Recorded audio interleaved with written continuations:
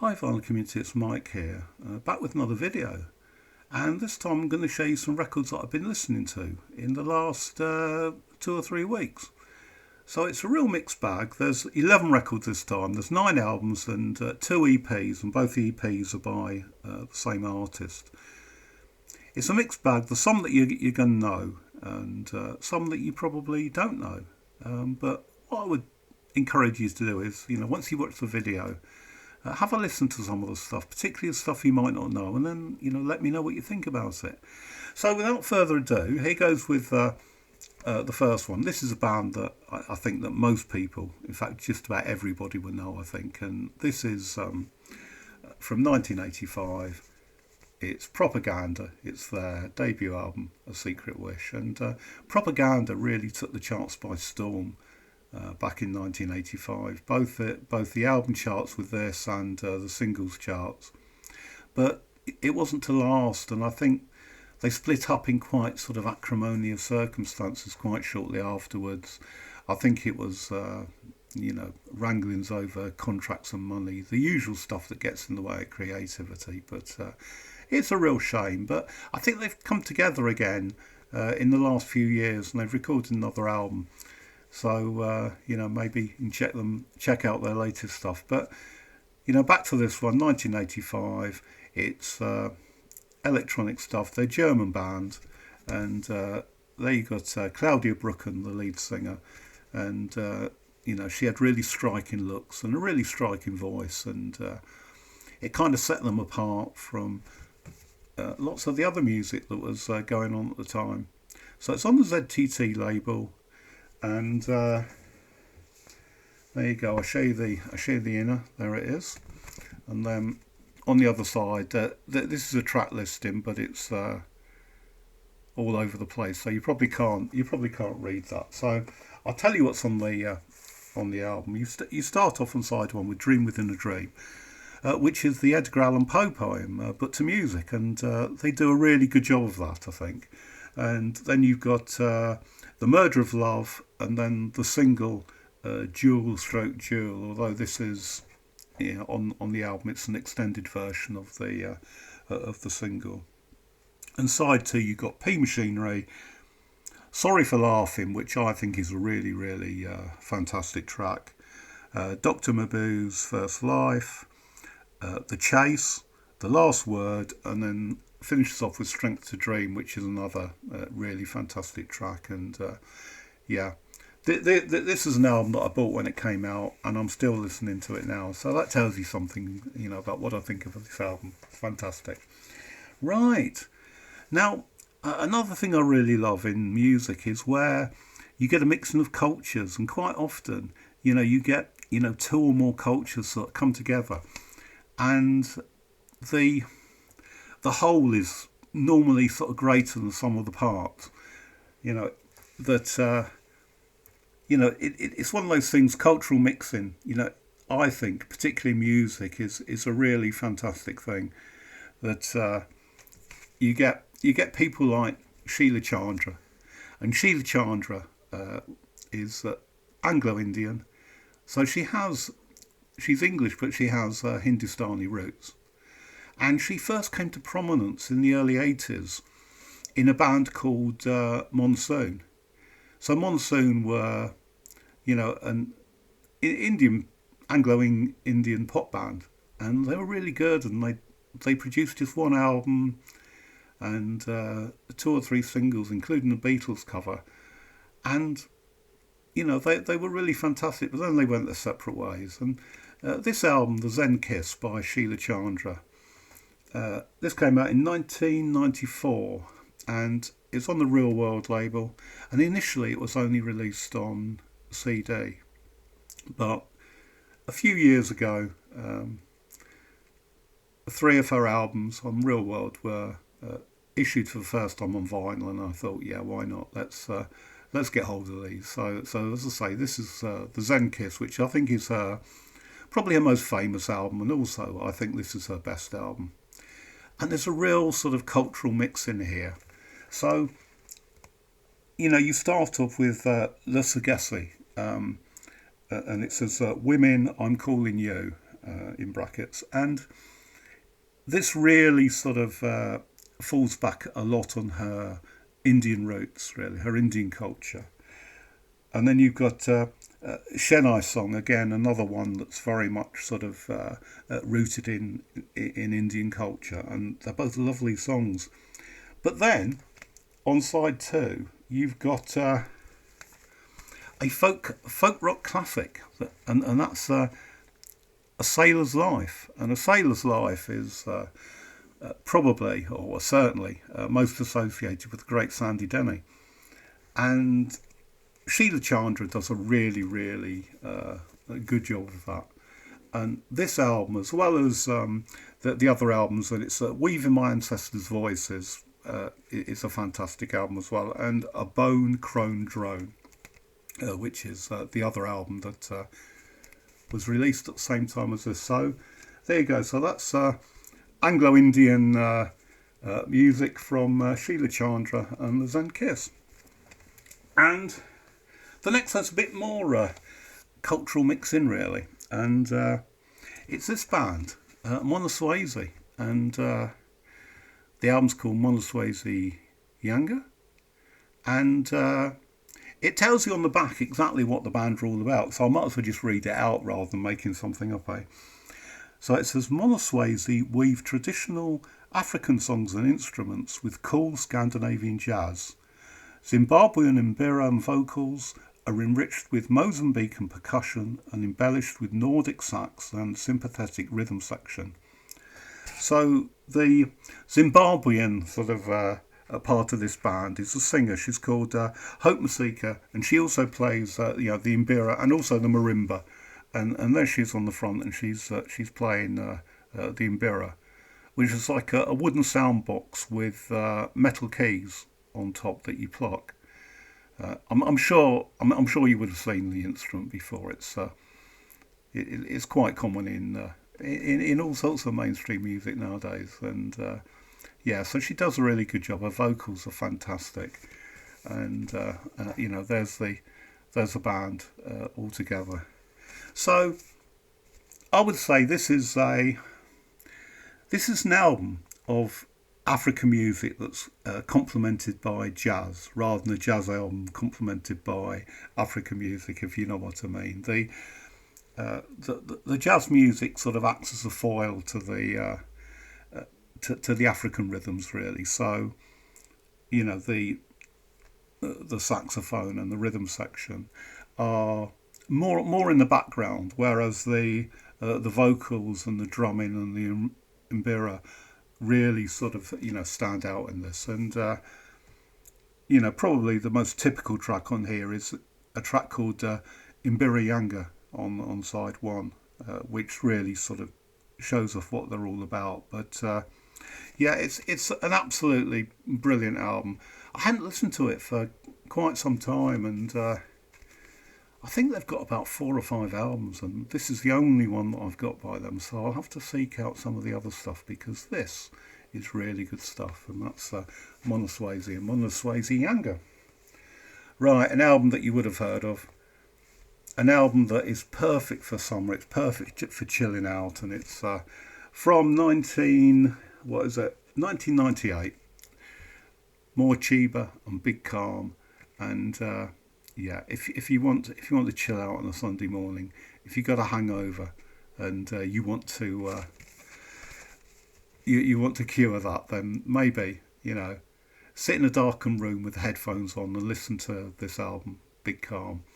Sky Edwards, the lead singer, her voice is absolutely fantastic. I absolutely love her voice, and so you've got the first track here, The Sea, which I think was a single, and it's absolutely lovely. It kind of typifies what the album is all about, so it really gets off on the right track, so to speak. And you've got Let Me Seaside, which is another one of my favourites here, Over and Over. I really love that song. Then you've got Fear and Love and Big Calm, which are the last 2 tracks on side 2, and again, absolutely lovely. And as I say, if you want to chill out, then it's this stuff, this lovely sort of electronic trip hop. It's really, really nice stuff. And I just show you the inner because there you go. There's the band. There are 3-piece there, and yeah, absolutely brilliant stuff from Morcheeba. Right, now some indie music, indie pop, indie rock from Brighton, I believe, and it's Porridge Radio, and this is a 4th album from 2022, and it's called Water Slide, Diving Board, Ladder to the Sky, and I think it's got really nice, really nice sort of packaging here, really nice cover, and Porridge Radio are a band, but they're also the project of the singer here, Dana Magalin, and she describes the music as being indie sadcore because some of the lyrics are quite I wouldn't say depressing, but they're quite, you know, they're quite sort of downbeat.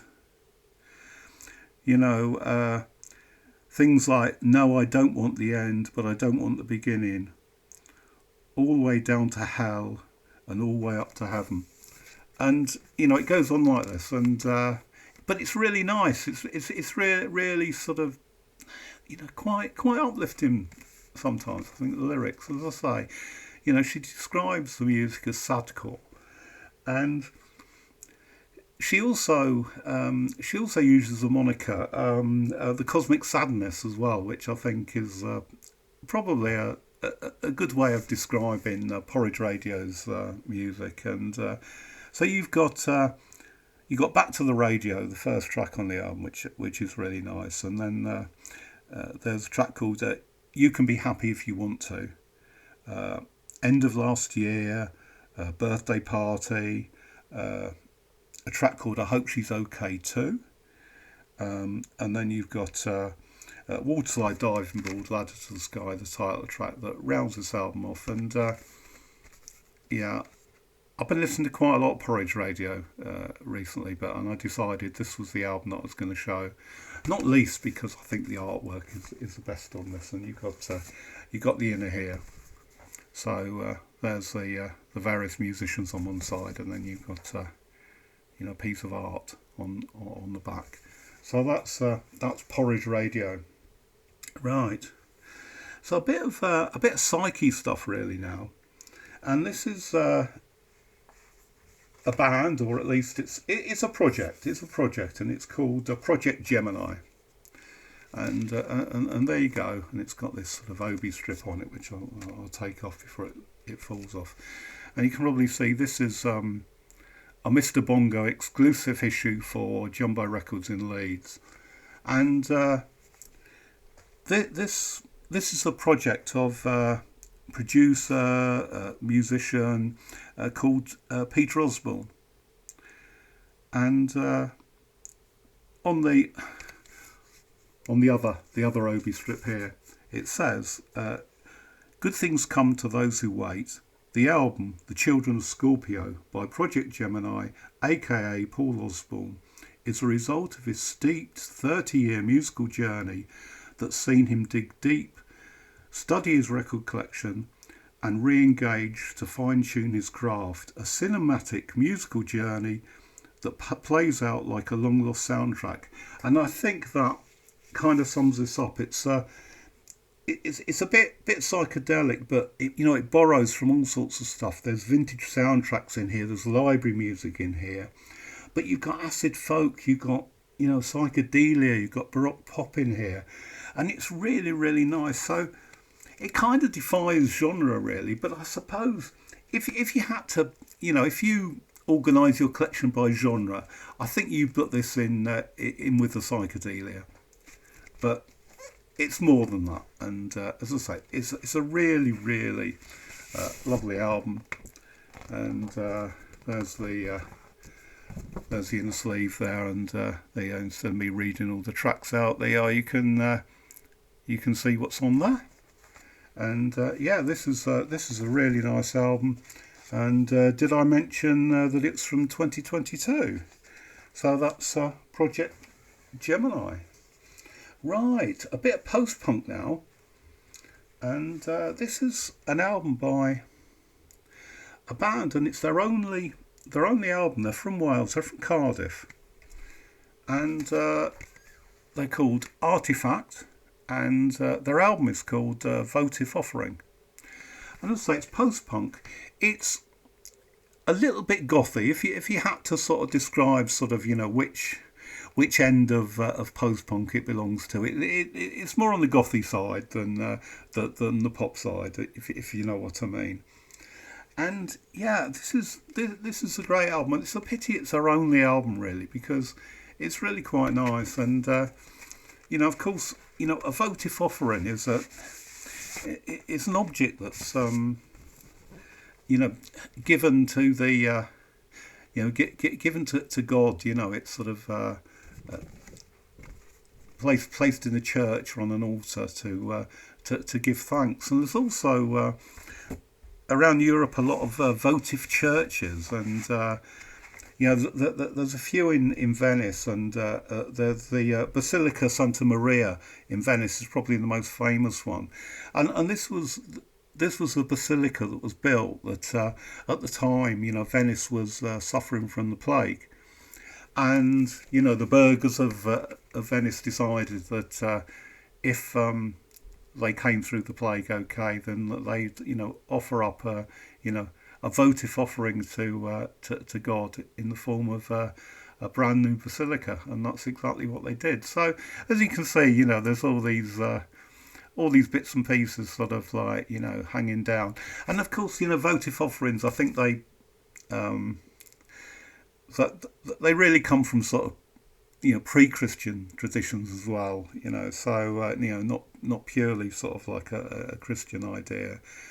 But you've got some great sort of tracks on here. Witching Hour, Sticks, Votive Offering itself, the title track, Rounds Off Side 2 is really good.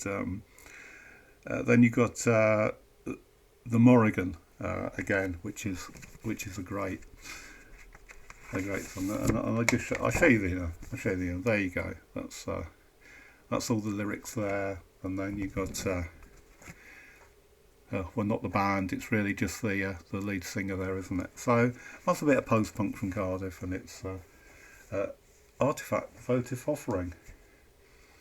Now, and another person, and this is where the two EPs come in, and it's one EP. It's a debut EP from 2017, and then the second EP from 2018 by Brittany Denise Parks, and she's an American, and she's better known as Sudan Archives, and you can see this is her debut EP, and just look at that hair, fantastic, isn't it? And there she is. So she's a vocalist, and she's a self-taught violinist, and she's very much inspired by African rhythms, particularly West African music, and her music is quite experimental. It's electronic, and being a violinist, obviously you've got a lot of violin in there as well. And this is you've got track Paid, the first track on here,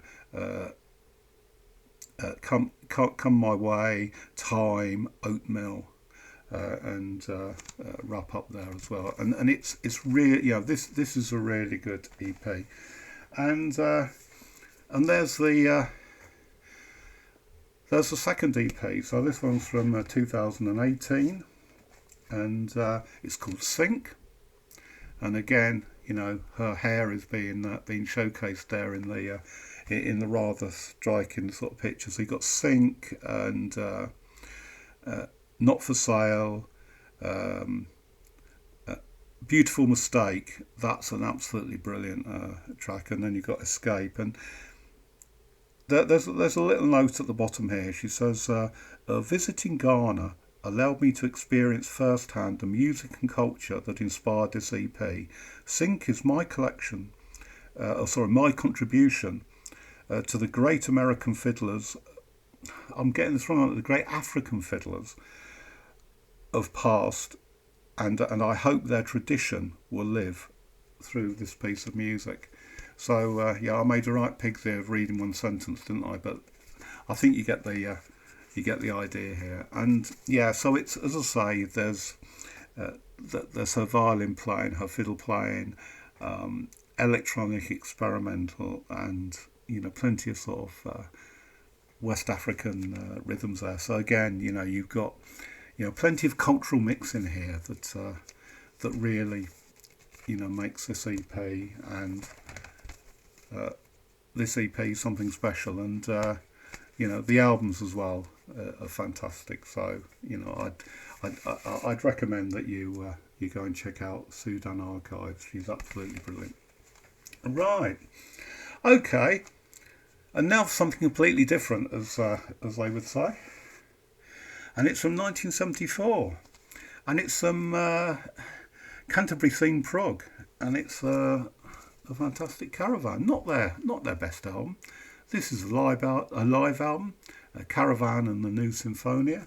So it says recorded live at the Theatre Royal, Drury Lane, on 28th of October 1973. And yeah, it's really nice. So it's Caravan, only sort of orchestrated, really. And I think this is a really nice album. It's quite underrated, really. As you can see, it's on the DRAM label, as always. And yeah, so you've got you've got an introduction here, then you've got Mirror for the Day, The Love in Your Eye, then you've got Virgin on the Ridiculous, which was a track that I think was written specially for this performance, which is pretty good. And then they finish off with a nearly 14-minute long version of For Richard. And Caravan used to sort of finish quite a few of their gigs with that particular tune.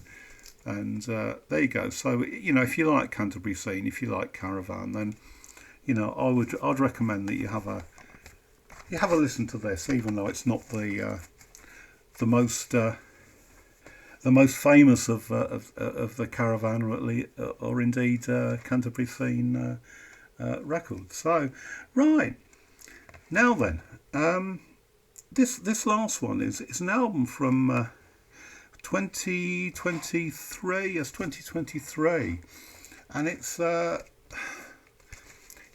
Dur Band International, and it's called the Berlin Session, as you can see. And the Dur Dur Band were sort of from Mogadishu in Somalia in the 1980s, and they released a couple of albums in 1986 and 1987, I believe, and they were collected fairly recently onto a really nice sort of double album by Analog Africa, and I may show you that album sometime. But that's the original band, as I say, from Mogadishu, Somalia. But unfortunately, the band got caught up in civil war. They were on the wrong side of the political divide, and they had to flee to London. And thankfully, they were welcomed in the UK as refugees, and they were able to sort of live to sing and play another day. But this album, as I say, it's 2022, so it's some years on, and by this time, I think there are just sort of two surviving members of the band. But there's a whole lot of other musicians here that got together, and this is sort of recreating the sound of the original band, and in a live session in Berlin. In 20, I think it was in 2022, and the album was in 2023, and yeah, it's really nice, Somalian music, Hashajil, great track, Jija Love, that on there. I'll show you the tracks rather than reading them out, and it's a really nice. If you like, if you like those African rhythms there. So you've got not particularly sort of traditional music, because the instruments they use here is mainly it's guitar, synthesizers, saxophones, drums, and a bass guitar. So as I say, it's not traditional music in the sense of being played on traditional African instruments, but it's that kind of westernized African music that really, became very popular in the mid 1980s, and it was about that time when I really became sort of interested in that music. It became more accessible. People like sort of Andy Kershaw on the radio were playing this music. The bands would appear in the music press, and so you could really get a feel of the music that maybe us in the West have been missing out on for many years. And this is a fine album, Dur Dur Band International, and that's the final one. So that's it. So as I say, if there's anything that tickles your fancy there, go and have a listen online. I'm sure you'll be able to find it, and let me know what you think. So until next time, I'll see you. So bye.